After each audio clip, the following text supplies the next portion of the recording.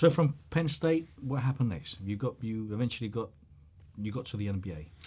I did. At the end of my career at Penn State, I was an All-American. I did very, very well.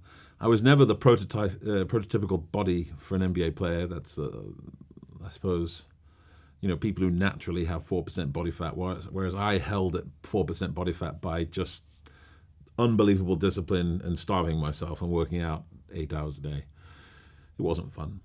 I didn't get drafted, which is the way you normally get your place. I wasn't selected, so I had to go through this really convoluted summer program with essentially my agent and me begging teams to give me a chance.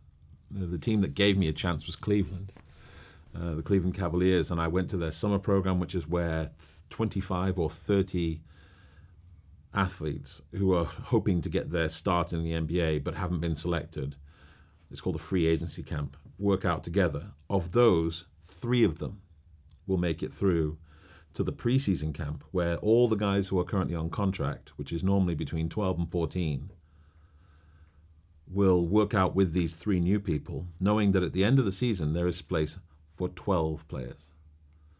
And I went through that process with Cleveland, really kicked it out of the park in the free agent camp, because I'd really worked hard on my body and worked hard on my skills.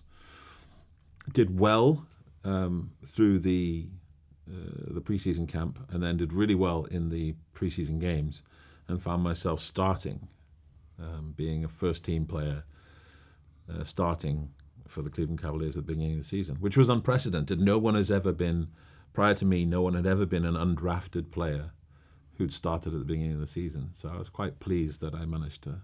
And English. Yeah, well, I mean, no one at that point, no one English had ever played in the NBA. Yes, exactly. So it was quite nice to kind of, at least, however fleeting my time, just 6 or 7 years, at least I notched up a couple of things that can't be taken away. How old were you then? I have no idea. I went through college with this 95, so that makes me 24, 25, 24 going into that season. Yeah. Is that kind of is that the age when... No, I was a little bit older. You were a bit older. Than normal, but that's because I did the extra year for high school, without which I would not have been good enough to get a scholarship. And then the rules for transferring within Division 1 in America are, for basketball at least, if you transfer, you have to then sit out a year. So it's really designed to stop you from wanting to transfer. I had no choice. So I transferred to Penn State, spent a year where I could only practice. Talk about delay of gratification. A year when I could only practice, and then I had my 3 years of remaining eligibility, which means there's an extra year tagged on there.